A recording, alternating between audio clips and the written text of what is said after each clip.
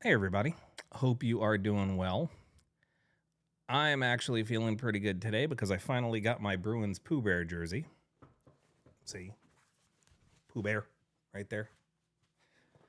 The amount of hoops I had to jump through to get this thing, and I only paid almost twice as much as what I should have originally paid for it. If you want to know what I'm talking about, there is a single rant that I did on this a few weeks ago, back when NHLShop.com screwed me over, and I had to buy this off of eBay. I'm going to stop there. With that said, I am happy because we're going to visit a Chicago song. As you know, we love Chicago here, and this is a much requested song called "Oh Thank You, Great Spirit," which is Terry Kath's tribute to Jimi Hendrix. Obviously, Hendrix was a huge inspiration on Kath. He was a huge inspiration on everybody, guitar player wise. I mean, whether or not you think you were inspired by Jimi Hendrix, I guarantee you somebody that you're a fan of was inspired by Jimi Hendrix, and therefore by default you were too, even if it was indirectly. So with that said, no more talking. Let's get on with "Oh Thank You, Great Spirit."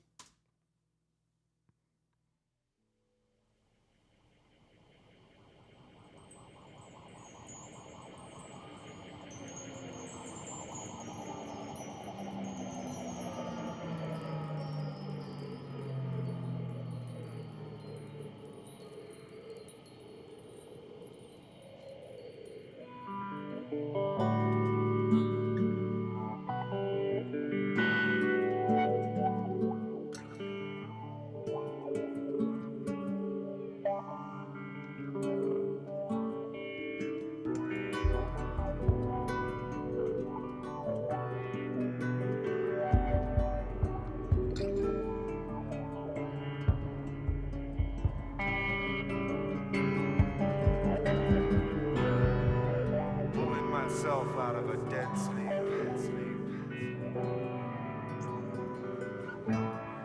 With the impression of the dream still fresh in my mind.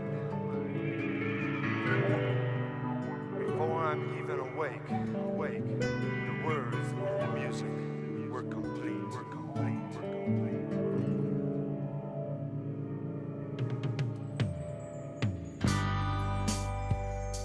I woke up that morning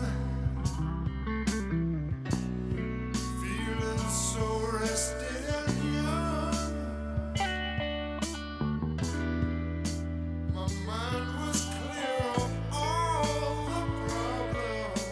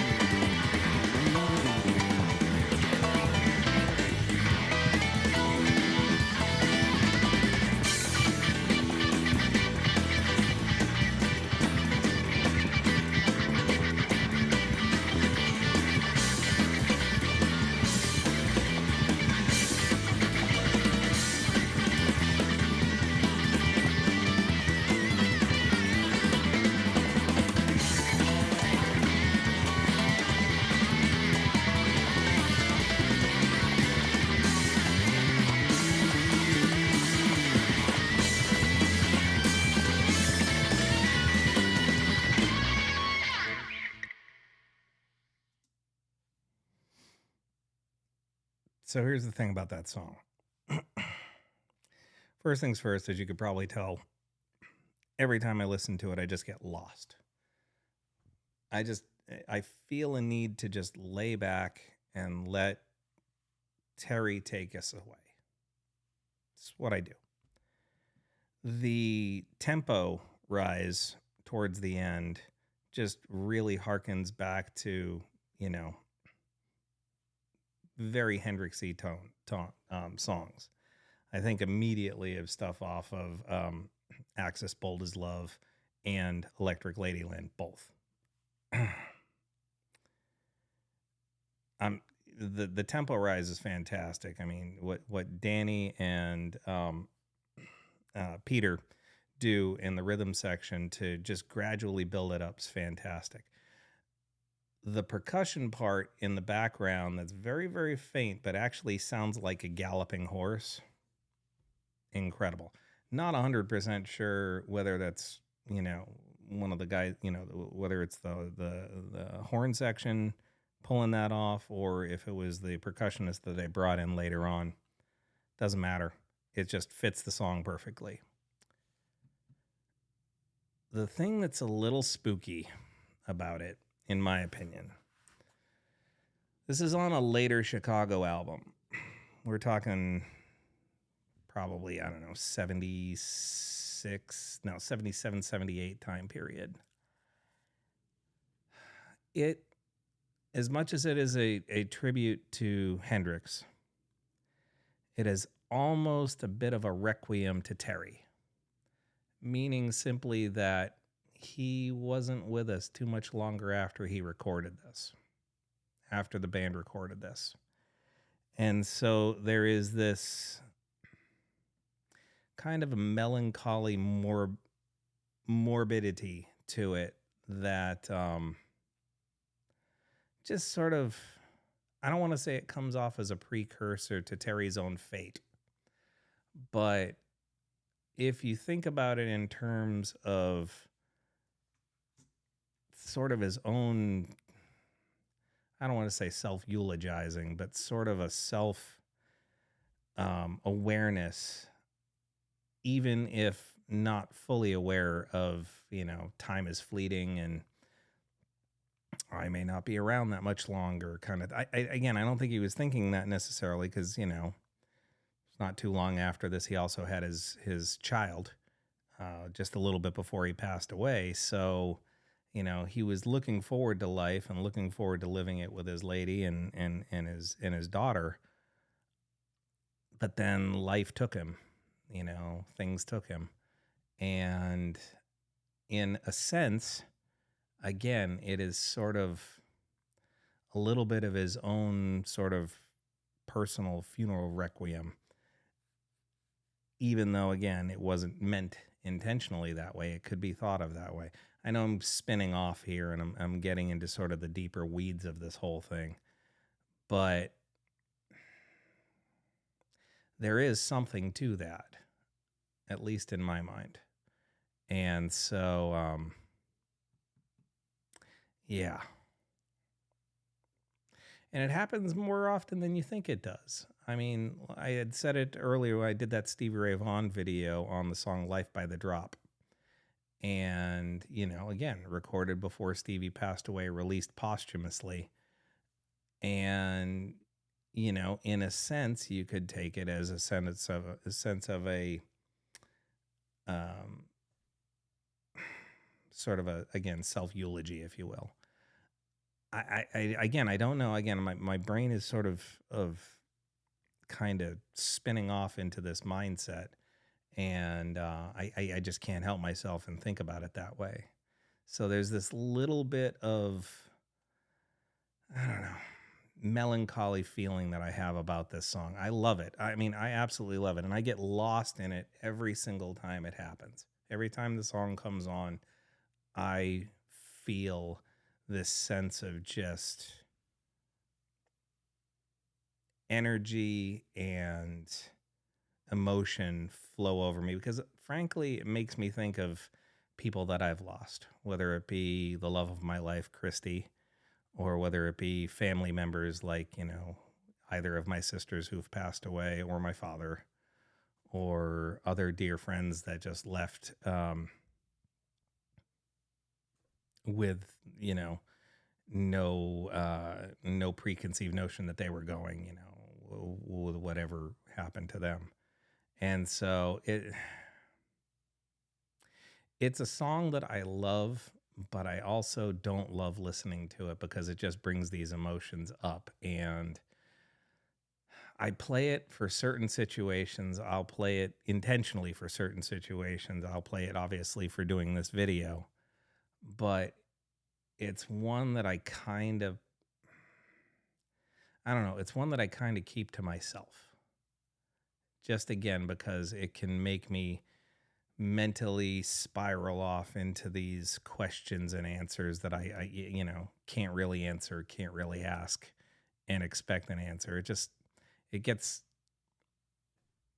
to me. It does. It gets to me. But again, it was requested, and